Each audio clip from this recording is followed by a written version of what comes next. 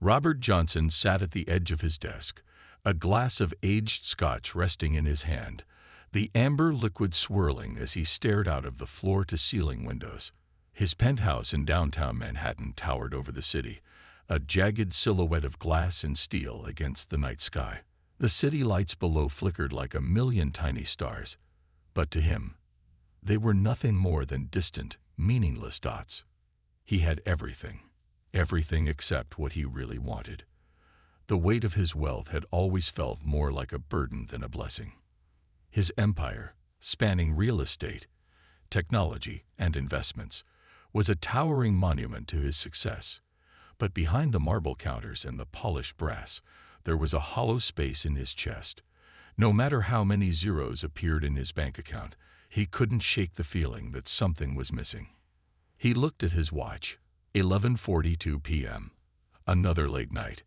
He often stayed up well into the early hours, pacing the cold, sterile expanse of his penthouse, unable to sleep, not because of work or stress, but because of an insidious emptiness he couldn't ignore anymore. His first marriage had ended with the same cold finality as a business deal gone wrong.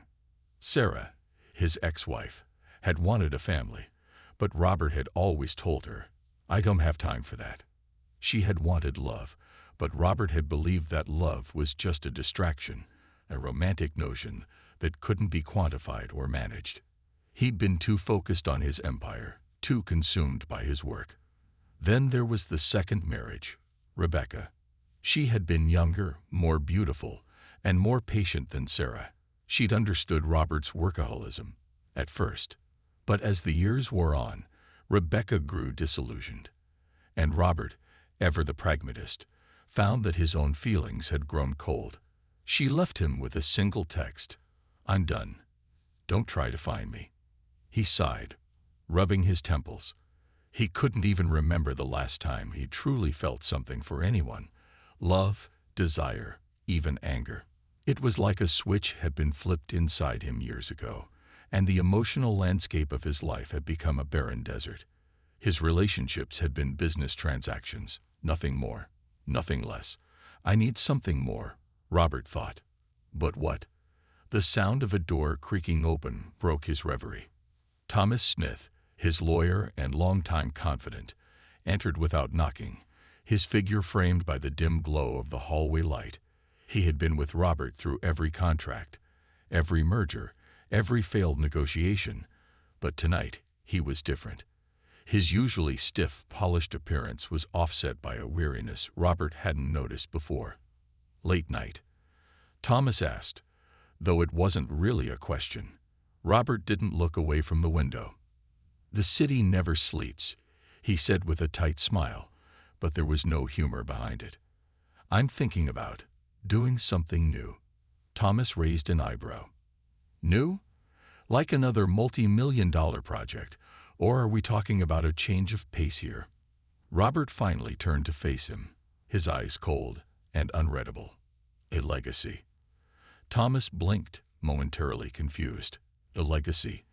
Robert leaned back in his chair, the glass of scotch resting in his hand, his fingers lightly tapping against the crystal. "I don't want to die alone, Thomas. Not with just this empire to show for it." He motioned vaguely to the sprawling view of Manhattan, the skyline gleaming like an impersonal colossus. "I want someone to carry it on, someone to inherit it, someone who will keep it going after I'm gone." Thomas took a step forward, his expression unreadable. "So you want to have a child?" "Yes." Robert's voice was sharper now, more determined. "But not like the way normal people do it. I've had 2 marriages. Both ended in failure. I don't want to waste more time. I just need an heir." Thomas nodded slowly, his eyes searching Robert's face. "You're serious about this, aren't you?" "I'm serious about everything I do." Robert's jaw clenched, his gaze falling back to the city lights below. "I need someone to carry my name, Thomas, to take everything I've built and push it forward, to ensure that all of this," he gestured toward the view, "doesn't disappear when I'm gone." Thomas remained silent for a moment, considering the magnitude of Robert's words. Then he said, carefully. But you're not thinking about a normal family dynamic here, are you? You've been clear about your perspective on love. Robert's lips twitched into something that was almost a smile. Love is unnecessary. It's unpredictable, uncontrollable. You can't manage it. You can't plan for it. He paused, his gaze hardening. What I want is a transaction. Simple, clean, no emotions, no messy relationships, just an heir, a child. Thomas was quiet, his gaze flicking between Robert and the city beyond. You're sure about this? It's not like buying a building, Robert. It's a person. You're talking about bringing someone into this world, someone who will have their own life, their own needs, their own emotions. You can't control that. Robert stood up abruptly, the chair scraping loudly against the polished floor. I know what I'm doing. I've made bigger deals than this before. I'm offering someone a chance at a life they can't even imagine, Thomas. What's wrong with that? Thomas didn't respond immediately. He simply watched Robert, then nodded slowly. You're not going to find love in a contract, Robert, and you're not going to find peace just because you have an heir. Robert turned his back on him, staring out over the city again. He felt a pang in his chest, something uncomfortable, but he ignored it. I'm not looking for love. I'm looking for completion. Good luck with that, Thomas murmured, then turned and left, his footsteps echoing in the empty hallway. Robert didn't move. His reflection in the glass seemed distant, almost foreign to him. He wasn't sure what was driving him anymore, but the idea of a legacy, of something that would carry his name into the future, gnawed at him. He downed the rest of his scotch in one go, feeling the burn of it in his throat. Maybe an heir was the answer. Maybe that would fill the void. But deep down, Robert knew something. It was never going to be that simple. The streets of New York City had a rhythm all their own. During the day, they hummed with the ceaseless flow of business people, tourists, and street vendors, each person absorbed in their own pursuit. But at night, they became something different, quieter, more unpredictable. The neon lights cast long shadows, illuminating faces as fleeting and transient as the city itself. The hum of traffic was a constant, almost a lullaby, but it was the silence between that Robert found disarming. It was on a particularly cold evening in November, when Robert found himself driving down Fifth Avenue in his Lamborghini, the engine roaring in a way that mirrored the turbulence inside him. The leather seats embraced him, the smoothness of the ride offering a temporary distraction from his thoughts. His mind kept drifting back to what Thomas had said. You're not going to find love in a contract. It was a sharp, unwelcome truth, but a truth nonetheless. Still, he pushed it aside. He couldn't afford to think about it. He had a plan. He had always had a plan. But as he turned the corner near Washington Square Park, something stopped him. A flicker of movement on the sidewalk caught his attention. He slowed the car to a crawl, his eyes narrowing as they fixed on a figure sitting against the cold stone of a building, her back hunched as she clutched a cardboard sign. Please help. Robert had seen countless beggars, drifters, and homeless people during his time in the city. It was part of the backdrop, something you couldn't ignore, but could easily dismiss. Yet something about her stopped him. The woman was young, perhaps in her mid-20s, but her eyes, those pale blue eyes, were unlike anything he'd ever seen. They held a weight that seemed far beyond her years. They were intense, almost hypnotic, as though they could peer through the glossy surface of his wealth and into the emptiness inside him. He couldn't quite put his finger on it, but there was something magnetic about her, an unsettling stillness. Robert didn't know why, but he found himself parking the Lamborghini and getting out of the car. Ruby could hear the sleek hum of the car's engine as it slowed down beside her, but she didn't look up immediately. It was another night, another stretch of concrete to sleep on. Her stomach growled softly, a reminder of her reality. She had gotten used to this, had learned to tune out the voices, the honking, the footsteps that barely brushed against the pavement as people rushed to their destinations. But there was something different this time. She didn't know what it was at first, maybe the way the car idled too long beside her, or how the shadow of a tall figure loomed over her without saying a word. Only when the shadow shifted and she heard footsteps approaching did she look up. The man before her was everything she wasn't. Well-dressed, well-fed, a sharpness in his gaze that suggested he was used to getting what he wanted. He looked down at her, his face a mask of cool detachment, but his eyes were cold, unmoved. Ruby's lips parted, but she didn't ask for money. She had learned a long time ago that a begging posture wasn't always the best approach. Instead, she just looked at him, keeping her eyes steady, unblinking. "Are you cold?" Robert asked, the words coming out softer than he intended. There was something about her that made him drop his usual guard. It wasn't sympathy. He wasn't sure what it was. Perhaps it was the vulnerability in her posture, her hunched shoulders, her scruffy clothes, the way she barely met his gaze, as if the weight of the world was on her. Ruby looked up at him, a hint of amusement flickering behind her eyes. No more than usual. Her voice was raspy, like she hadn't used it much today. She didn't look like someone who would normally engage with strangers, much less a man like him. She was wary, but there was a quiet confidence in the way she spoke, despite the grime on her face and the emptiness in her pockets. He raised an eyebrow. "Are you asking for money?" Her lips twitched. "I'm not asking for anything, really. I'm just waiting for something to change." She didn't know why she said that. There was something about his presence that made her feel like she could speak plainly, without all the armor she'd built up over the years. Robert stood there for a moment, his mind clicking through options. He could just walk away. That's what he did with everyone else, ignored the faces that lined the streets. He could drive off, continue his night, and forget about her. But instead, he felt an odd impulse to engage, to do something.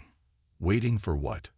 Robert asked, his voice colder than he intended. Ruby glanced up at him, her eyes flickering with something unreadable. "For my life to get better.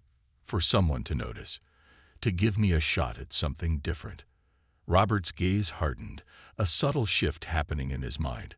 A shot at something different. He felt his lips curl into a small, almost imperceptible smile. "I can give you that." She raised an eyebrow, but there was no disbelief in her expression, only curiosity. "What, you mean money? A job? I don't need charity." Her words were laced with the bitterness of someone who had seen too much of the city's indifference. He tilted his head, his hand sliding into his coat pocket to retrieve a business card. His fingers brushed the edges, the cold metal of his watch catching the light. It was all so methodical, so calculated. He handed her the card without a word. Ruby stared at it, her brow furrowing as she took it from him. She looked up at him again, this time with a sharper edge to her eyes. "What's this?" "It's a business proposition," Robert said smoothly, his tone businesslike. "I can offer you something. A way out of this." His eyes swept over her, her tattered clothes, her dirt-smudged face. But the judgment wasn't there. At least, not in the way she expected. A child, a future, a chance at something more. Ruby blinked, not sure she'd heard him correctly. "What are you talking about?" She stood up slowly, wary of this sudden shift in the conversation. Robert looked down at her, his expression neutral, unreadable. "I need an heir, a successor, someone to carry on my legacy. I'm offering you the opportunity to have my child." He let the words hang in the air. "In exchange for security, financial freedom, a life far from this." Ruby took a step back, her heart pounding in her chest. She couldn't tell if this was some kind of twisted joke or if the man in front of her had truly lost his mind. "Are you serious?" she asked, her voice rising a little, disbelief mixing with caution. "You want me to what? Have your baby?" Robert's gaze didn't waver. "It's simple. I'll provide for you, for the child.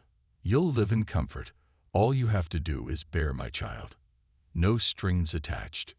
Ruby shook her head, her mind racing. This was insane. But part of her was tempted. Not because of the offer itself, but because it was something, anything, that could pull her out of this life. She knew that desperation all too well. "You're out of your mind," she finally said, her voice trembling with the weight of it.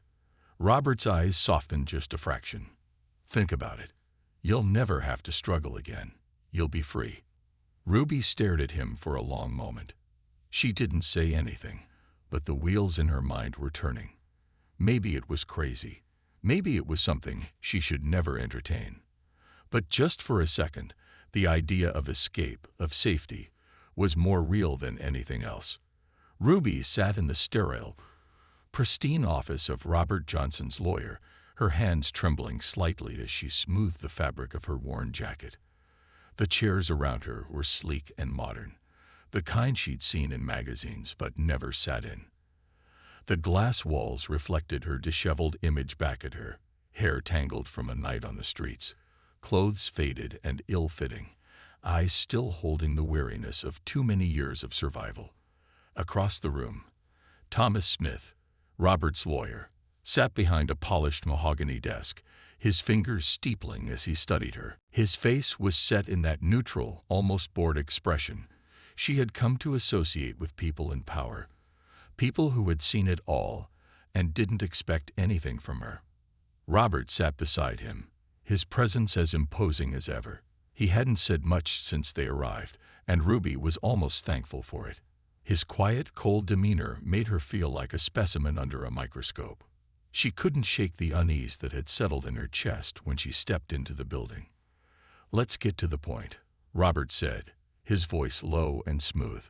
"You understand what this arrangement is, Ruby." Ruby stiffened in her seat, nodding slowly. "I understand," she said, though the words felt strange in her mouth. "I carry your child. In exchange, you'll take care of me, give me money, a place to live, the security I've never had." Robert's eyes narrowed slightly, his gaze sharp as if he were measuring her every reaction. "And you'll sign the contract. No complications, no strings. You'll follow through on your part of the agreement. We're clear on that." Ruby swallowed, her throat dry. Her hands clutched the edge of her chair, her nails digging into the soft leather. She hadn't expected it to feel like this sense of being so small, so insignificant. But she was here. She was in this room, and she had already come too far to back up now. "Yeah, I'm clear," she said, the words coming out like a whisper, more from the knot in her throat than from any certainty. But she couldn't afford to hesitate now. Not when this offer, this chance, was staring her in the face. Thomas slid a thick stack of papers toward her, the legal jargon printed neatly on each page. "This is the contract," he said, his voice clinical, detached. "It outlines your responsibilities as well as Robert's. All terms have been negotiated and finalized. You're free to review it, of course, but once you sign, it's legally binding." Ruby's heart skipped a beat as she looked at the papers. The weight of them, the weight of this decision, pressed on her chest. The words blurred for a moment, and she had to force herself to focus. This wasn't just some simple handshake or informal agreement. It was a contract, a legal promise that would forever bind her to this man. "What exactly does this say?" Ruby asked, her voice tentative. Thomas leaned forward, flipping open the first page. "It's straightforward. Robert is offering you financial security for the duration of your pregnancy and beyond. A place to live, an allowance, access to health care, and the full support of his resources." He paused, his fingers tracing the contract's edges. "In exchange, you will bear his child and have no legal claim to the child once it is born. Your parental rights will be relinquished to Robert." Ruby felt a chill spread through her, despite the warmth of the office. "No legal claim?" she asked, her voice rising a little. Robert's expression remained unreadable. "That's correct," he said, his tone calm and final. "Once the child is born, it becomes my heir. You won't have any legal or financial claim to the child. This is strictly a transaction, Ruby. A business arrangement. Ruby leaned back in her chair, her mind racing. No claim. The words reverberated in her ears, and a wave of doubt washed over her. But then she remembered why she was here. The life she was living, the nights spent on cold sidewalks, the desperation she saw in the eyes of others like her, the hopelessness that seemed to swallow her whole. She could get out of that. She could be free. She reached for the pen Thomas had placed next to the contract, her fingers trembling slightly as she picked it up. For a moment, she stared at it, the weight of the decision suffocating her. Then, with a deep breath, she began to read the contract in more detail, line by line. Each word felt like it carried the weight of 1,000 judgments. Hours passed in the dim-lit office as Ruby carefully scanned every word, every stipulation. Robert and Thomas remained silent, watching her as if this were just another deal for them, another negotiation. But to Ruby, it felt like her entire life was being decided by these papers. She read the fine print, absorbing the cold, impersonal legalese, the clauses about financial support, living arrangements, and the relinquishing of parental rights. The more she read, the more distant the world around her seemed to become. The only things that mattered now were the lines on the page and the choice she was about to make. Finally, after what felt like an eternity, Ruby put the pen to the paper. She signed. Robert's eyes scanned the papers one last time, his lips curling into a tight smile. He folded the contract and slid it back into the folder, his demeanor unchanged. "It's done then," he said quietly. Ruby stared at her signature, her hand still resting on the page.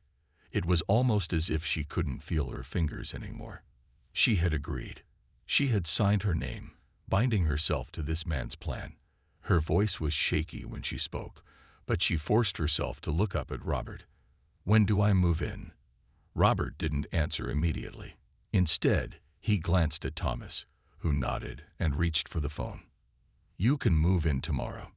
Everything will be arranged for you. The house is ready." Ruby's stomach twisted in a mix of anticipation and dread. It didn't seem real. Tomorrow.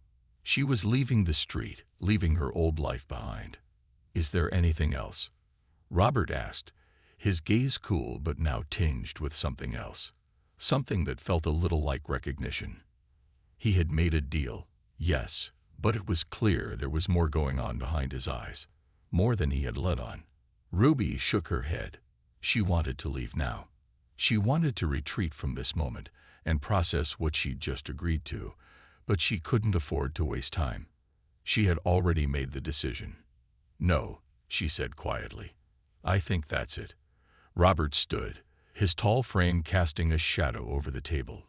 He handed her a folder with details about her new living arrangements. "Good," he said, his tone final. "You'll receive everything you need. We'll move forward with the plan, Ruby. And from now on, you'll be under my care. This is your new life." Ruby took the folder, the weight of it feeling heavier than the contract she had just signed. But she couldn't bring herself to voice the question that had been haunting her since she first saw Robert in the street. What happens if I change my mind? She didn't ask. Not yet. The mansion felt like another world. Ruby moved silently through its vast hallways, her footsteps muffled by the thick carpets that seemed to stretch endlessly beneath her. Marble floors, gold-framed mirrors, and crystal chandeliers all exuded wealth. So much wealth it felt suffocating. It wasn't the opulence itself that bothered her, but how alien it was. She had spent too many years surviving on the streets to feel comfortable here. It had been weeks since Ruby signed the contract and moved in. The transition had been jarring, though she tried to adapt. She slept in a bedroom bigger than the shelter she'd frequented, ate meals prepared by a chef who rarely spoke, and had clothes delivered that she wouldn't have dared touch in a store. At first, Robert kept his distance. They interacted only at scheduled doctor's appointments, or when his lawyer, Thomas, needed her signature for some new procedural document. Robert treated her presence like part of a transaction, an investment to monitor, not a person to know. But something had started to change. It was one evening, during dinner, that Ruby noticed the first crack in Robert's icy demeanor. They were seated at opposite ends of a long dining table, so far apart that speaking felt absurd. She toyed with her fork, pushing the roasted salmon around her plate, while Robert scrolled through his phone, a glass of wine untouched beside him. Finally, Ruby couldn't take the silence any longer. "Is it always like this?" Robert looked up from his phone, his brow furrowing.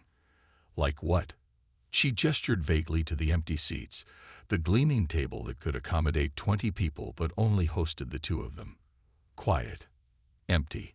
Robert tilted his head slightly, his gaze steady but distant. "I prefer quiet." Ruby gave a small, humorless laugh. "Quiet isn't the same as peaceful, you know." Robert's eyes narrowed at her words, but he said nothing. He studied her instead, as though he were reassessing her, seeing something he hadn't seen before. "Do you miss it?" Ruby asked suddenly, leaning forward, her voice soft but insistent. "Having someone to sit here with you. Someone who doesn't just sign contracts." The question hung in the air like smoke. Robert's expression hardened, but there was a flicker in his eyes, something she couldn't quite place. "I don't waste time on things that don't last," he replied coolly. "People come and go. Their presence is temporary."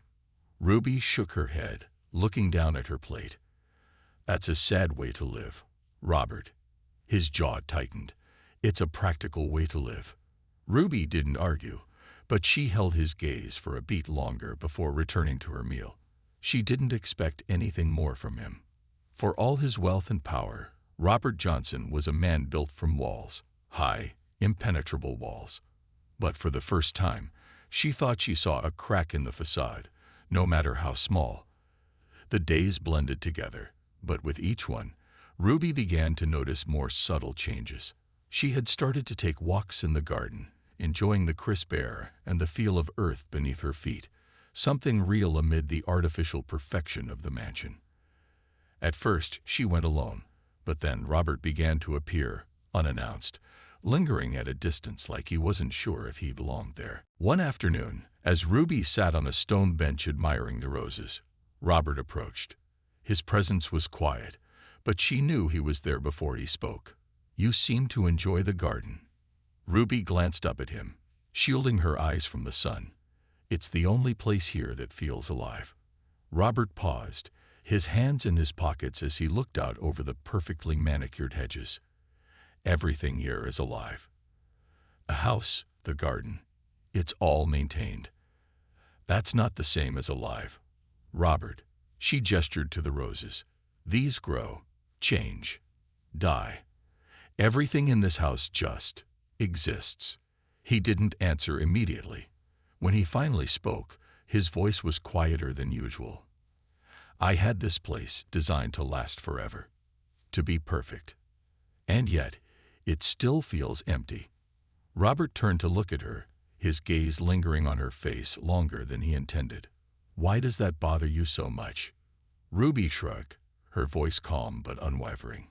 "Because I know what it's like to have nothing. But even when I had nothing, I didn't feel this empty."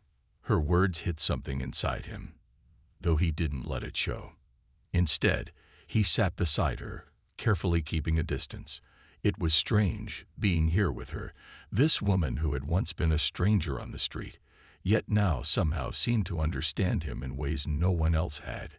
"You speak like you know me," he said finally. "I don't know you, Robert," Ruby replied, her tone softer now. "But I think I see you." There was a long pause as Robert absorbed her words. For years, people had surrounded him. Lawyers, investors, socialites.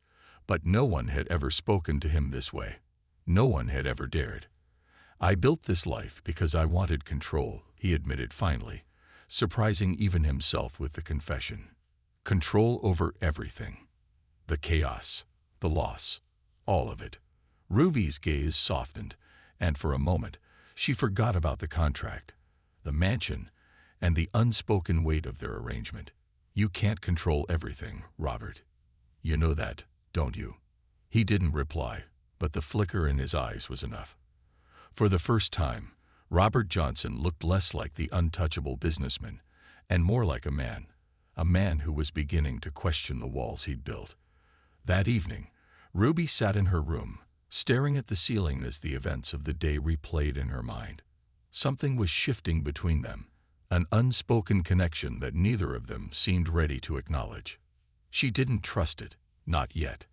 And Robert, in his own room, stood by the window, staring at the city lights. He thought of her words, alive, empty, control.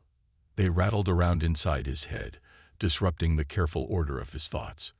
For the first time in years, Robert felt something he couldn't name, something unsettling, but not entirely unpleasant. The walls he had built, it seemed, were beginning to crack. It was a crisp autumn morning when Ruby stood in front of the mansion's grand mirror, her reflection distorted in the gleaming surface.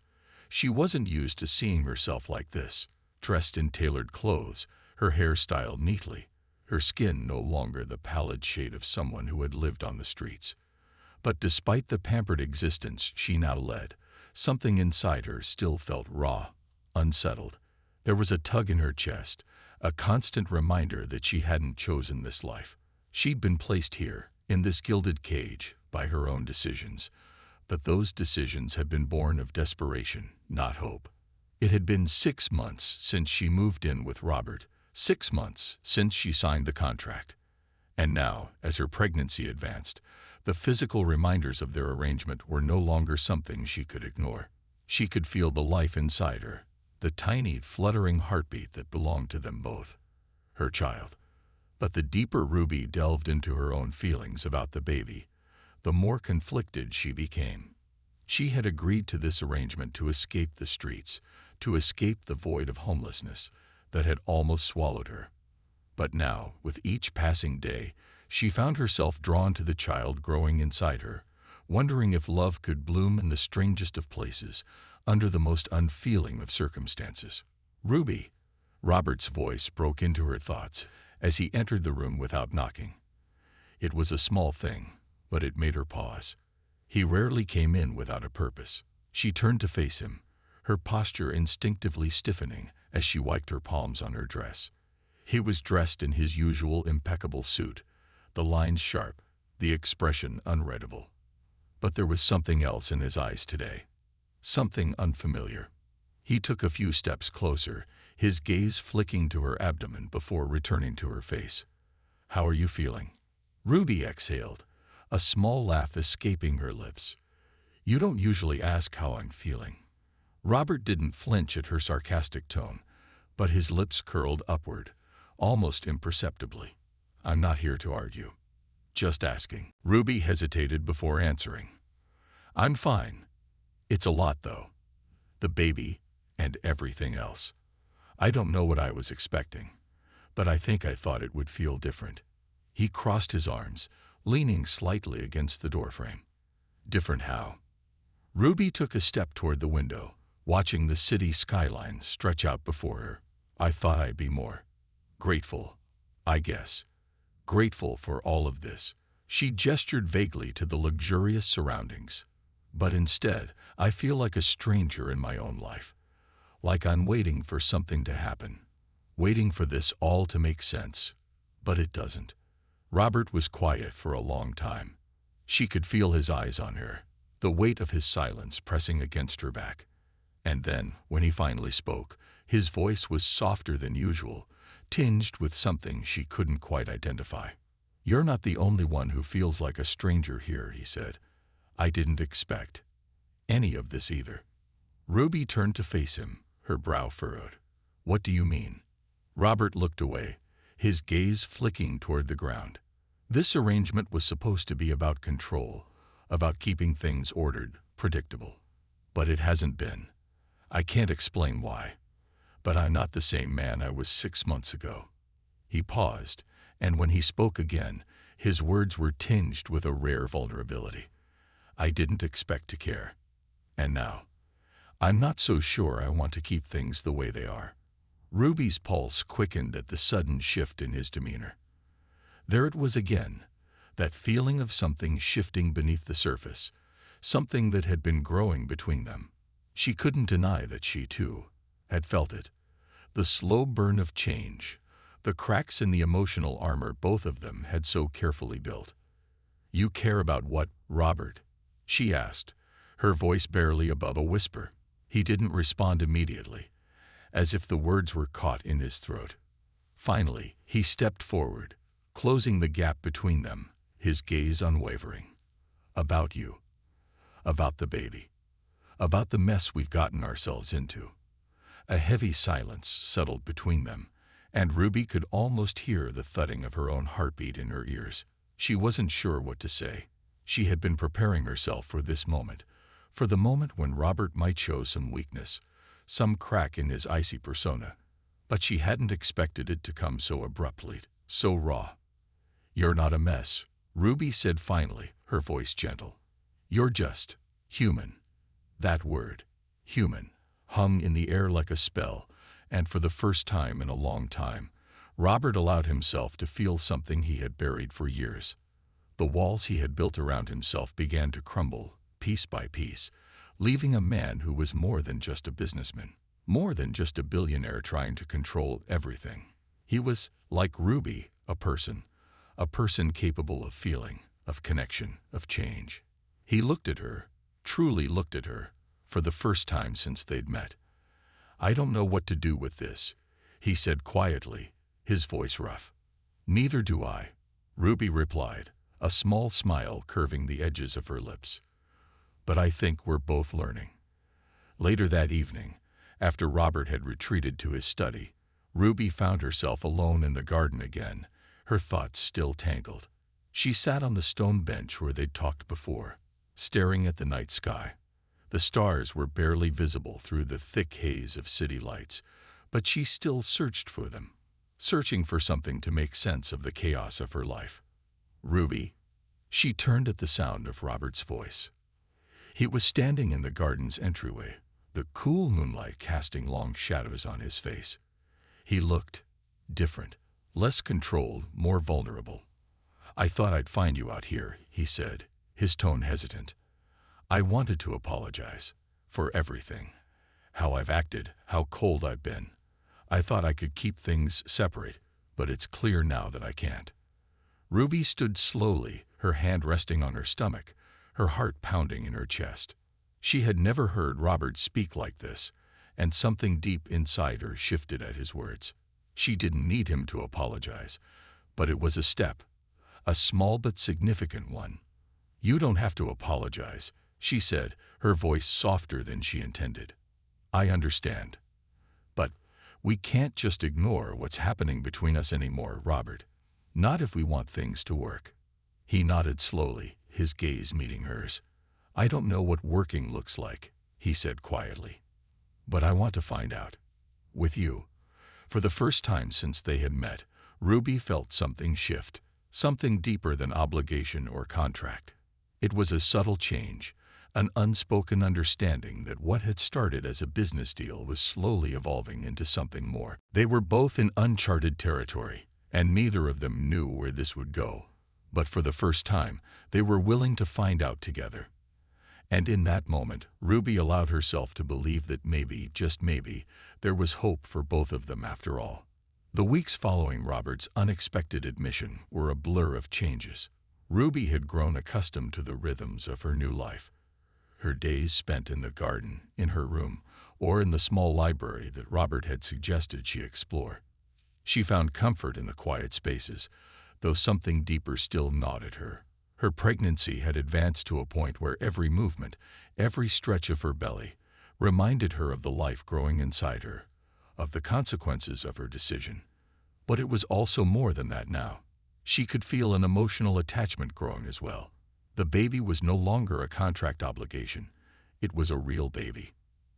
And Robert, well, Robert was changing too. The shift wasn't instantaneous, but it was undeniable. Slowly, over the last few weeks, Robert had become more present. At first, it had been small things. He began to linger during their occasional dinners, asking questions about her day, about the baby, as if he were actually interested. Sometimes, he would appear in the garden unexpectedly, walking alongside her in silence as they both watched the seasons change. It wasn't romantic. It wasn't even comfortable, but it was something neither of them had experienced before: connection.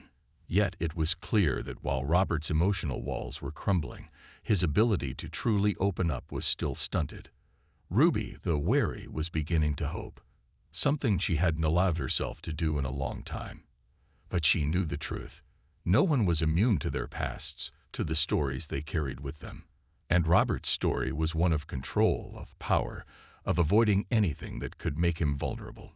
She wasn't sure if she could change that, but a small part of her, perhaps the part of her that still believed in redemption, was beginning to think that maybe he could change for her, for them. It was late one afternoon, when the golden light of the setting sun flooded the living room, that Robert found her sitting by the window, staring out over the vast cityscape. She hadn't even heard him enter. "Ruby." His voice was softer than it had been in weeks, almost tentative. She turned toward him, offering a smile that was more genuine than she had intended. "Robert," she said, her voice light, "I didn't hear you come in." He moved toward her, taking a seat in the chair across from her, his gaze lingering on the baby's growing presence in her belly. For a moment, he said nothing, only watched her, as if waiting for the right words to come. She noticed the deep lines of exhaustion under his eyes, the subtle shift in his posture. He hadn't been sleeping well, she realized, though he tried to mask it. I'm trying to understand what I'm supposed to do with all of this," he said, his voice rougher than usual. "With you, with the baby, with this family we're supposed to be building." Ruby sat back in her chair, crossing her arms over her chest, a thoughtful expression on her face. "You don't have to understand it all, Robert. Sometimes it's not about control or knowing what's next. Sometimes it's about letting go." Robert's lips pressed together in a thin line. "I'm not good at letting go." "I can see that," Ruby replied, a teasing note entering her voice. "But you're getting better." He looked at her then, his eyes softening, the faintest trace of a smile appearing. "Am I?" "I think so," she said. "You don't act like you're a stranger to me anymore." Robert's smile faltered, but only slightly. "I don't know if I ever felt like a stranger to you, but I felt like a stranger to myself for a long time." Ruby nodded, understanding more than she wanted to admit. "That's the hardest part, isn't it? Trying to find yourself when you've spent so long hiding." He glanced down at his hands, his fingers curling into fists before releasing. "I spent years building a life around control of people, of circumstances. I thought I had everything figured out. But when you build walls around yourself, you don't realize how much you're shutting out." He paused. "I didn't expect this. I didn't expect you." Ruby's heart fluttered at his words, at the admission she hadn't expected. But there was still a distance between them, an invisible line neither of them had crossed yet. "That's the problem with control," she said softly. "You can't control everything. And sometimes when you try, you end up losing what really matters." Robert's gaze flicked to her stomach again, his expression unreadable. "You're right. But I spent so long fighting against things, against people, against feelings." He let out a sigh, a deep guttural sound. "I don't know if I know how to stop fighting." Ruby's voice softened, more than she intended. "Maybe you don't have to stop fighting, Robert. Maybe you just have to choose what's worth fighting for." He looked at her, his eyes intense, searching. It was the first time in a long while that she had seen him this exposed. It was more than vulnerability. It was uncertainty, something Robert rarely allowed himself to feel. The next morning, Ruby awoke to the sound of birds chirping outside her window. The day was still young, the early light spilling gently over the city. She had no plans, no appointments or commitments except for the constant awareness of the baby growing inside her. It was a slow, quiet day, until Robert appeared at her door, an unusual sight for someone who had once avoided anything that seemed remotely personal. "You're up early," she remarked as she opened the door to him. surprised to see him standing there, his hands shoved into the pockets of his suit jacket. "I couldn't sleep," Robert said quietly. I've been thinking." Ruby raised an eyebrow, stepping back to let him in. "Thinking? That's a dangerous pastime." "Only when I don't know what I'm thinking about," he replied with a half-smile. "But I've decided something." She crossed her arms, intrigued. "What's that?" "I'm done with the walls," he said, his voice serious, but with a strange kind of finality. "I don't want to hide behind them anymore. Not with you, not with this baby. It's time to stop pretending I have everything figured out." Ruby felt her breath catch in her chest. For the first time since they met, Robert seemed human, fragile, even. "You've been through a lot," she said gently. "We both have. And I know it's hard to let go of what you think you're supposed to be. But you're already changing, Robert. I can see it." He looked at her, his gaze steady, and for a brief moment, their eyes met without the usual barriers. "I don't know how to be anything but the man I was. But for you, for this child, I want to learn." The turning point had come, quietly and without warning, but it had come. Robert was no longer the detached billionaire with control as his only ally. He was a man learning to open himself to vulnerability, to uncertainty. It wasn't easy. None of this was easy, but Ruby knew, deep down, that their shared journey was only just beginning. In that moment, as the first light of the morning filtered through the curtains, she understood something that had eluded her for so long. Healing didn't come from escaping the past. It came from facing it, from allowing someone else to see you, truly see you, and still choose to stay. And as the man who had once only lived for power now chose to live for something greater, Ruby felt a new sense of hope, a glimmer that perhaps together they could build something real, something worth fighting for. The air was crisp, the kind of autumn chill that made you pull your coat tighter and breathe in the sharp scent of impending change. Ruby stood in the nursery, her fingers tracing the edges of the crib. Elegantly carved wood, polished to perfection, standing as a testament to the life she had built here, a life she hadn't yet fully come to terms with. The baby was due any day now, and everything felt surreal.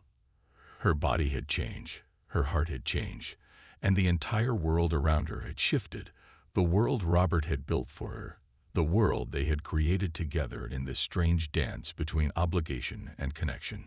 Her gaze shifted toward the window, where Robert stood in the garden, his silhouette cast against the fading sunlight. He was deep in thought, as he had been lately, his presence becoming quieter, more introspective. The walls he had so carefully constructed were now more fragile than ever, the pieces crumbling one by one. The man who had once controlled every aspect of his life with an iron fist had learned, reluctantly, that there was no such thing as total control when it came to matters of the heart. Ruby had always known, in the quietest part of her soul, that love was not a thing you could force into existence. It wasn't something to be earned or bought. And Robert, in his slow, halting way, was learning that truth now, too. "Ruby." The voice came from behind her, soft but filled with a kind of certainty that made her heart skip. She turned to see Robert standing in the doorway of the nursery, his eyes searching hers. There was a tenderness in his gaze that she hadn't seen before, something raw, something real. "Robert, you didn't have to." Ruby began, but Robert stepped forward, cutting her off with a quiet gesture. "I wanted to see you," he said simply, his eyes flicking to the crib. "It's almost time." Ruby nodded, her throat tight. "I know." A heavy silence settled between them as Robert moved toward her, standing beside her at the window. He didn't touch her. He never did unless she initiated it, but his presence was close, solid, real. "How do you feel?" Robert asked, his voice a mixture of curiosity and concern, like a man unsure whether he had the right to ask or if he was just treading too close to something he didn't understand. "I feel ready," Ruby replied, a small smile curling at the corners of her lips. "But I'm also terrified." Robert turned his head, his lips barely curving upward. Terrified. Of the unknown, she explained. Of what happens after. What it means to bring a child into this world. What it means to be responsible for another life. You've been responsible for yourself for a long time, he said quietly. That's something. Ruby chuckled softly. I suppose. For a moment, they stood in silence again, the only sound being the distant hum of the city, the breeze rustling the leaves outside. The awkwardness that used to define their interactions, that invisible barrier between them, was gone now. It was no longer about the contract. It wasn't about obligation. It was about the shared responsibility of the child they would soon raise together. Ruby's heart swelled with something she hadn't felt in a long time. Hope. The first cry of their child echoed through the sterile white walls of the delivery room. And in that instant, everything changed. Robert stood at her side, his hand trembling as he held hers. The sterile smell of the room, the harsh lights above, the urgency in the air, it was all so alien to him. But the sound of the baby, that first cry, cut through the disorientation like a knife. Ruby's face flushed with exhaustion and relief as she looked at Robert, her eyes wide. It's ours," she whispered, her voice thick with emotion. Robert didn't respond immediately, his gaze fixed on the tiny, wriggling form in the nurse's arms. His face, usually so composed, was cracked wide open by something that was beyond words, something that neither wealth nor power could have prepared him for. The child. Their child. "Yeah," he whispered back, his voice hoarse. "It is." Later, in the quiet of the night, as the baby slept soundly in her arms, Ruby allowed herself to sink back against the pillows, the exhaustion finally catching up to her. Robert was beside her, still and thoughtful, but there was something different about him now. His gaze was soft, tender, watching their child, his expression unreadable yet filled with something deeply profound. "I never thought I'd feel like this," Robert admitted softly, his voice barely above a whisper, as if the words were fragile. "I thought I was too broken to care. Too damaged."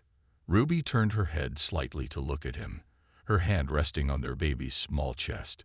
"Everyone's damaged in some way, Robert. But that doesn't mean we can't love. Doesn't mean we can't heal." He looked at her then, his gaze intense, his emotions flickering like a candle flame. "I think you're right," he said, his voice cracking slightly. "I've spent so much of my life keeping people at arm's length. But this changes everything." She smiled, a small private smile just for him. "You're changing too, and that's okay." Robert leaned forward, his hand brushing against her cheek. "I don't know if I'll ever be the man I was before, but I want to be the man I am now. For you, for him, for us." Ruby's heart fluttered as she gazed at him. "That's all I need, Robert. All I need is you." Days passed in a blur of diapers, feedings, and the quiet hum of life, settling into a new rhythm. But through it all, Robert's transformation continued. He was more present now, more engaged. No longer the cold, calculating businessman, but a father, a partner, a man learning, day by day, to let go of the reins and embrace the beauty of imperfection. Ruby watched him with quiet admiration, knowing the road ahead would be long, filled with uncertainty. But there was something about the way he held their son, the tenderness with which he spoke to him, the way he'd softly kiss Ruby's forehead before disappearing into the kitchen to prepare a bottle. It was different. It was real. One afternoon, as Robert and Ruby sat together in the living room, the baby asleep in his crib, they shared a moment of peace, a moment of possibility. "I don't have all the answers," Robert said, his voice deep and steady. "But for the first time, I don't need to. I just need to be here. With you. With him." Ruby smiled, her heart full. "That's more than enough." Robert turned to her, his hand reaching for hers. "I know it's not perfect, and I know there's a lot of things we still have to figure out. But I think this is the beginning of something good. A new beginning." Ruby agreed softly, squeezing his hand in return. And as the late afternoon sun filtered through the windows, casting a warm, golden glow over their small family, Ruby knew that whatever lay ahead, they would face it together.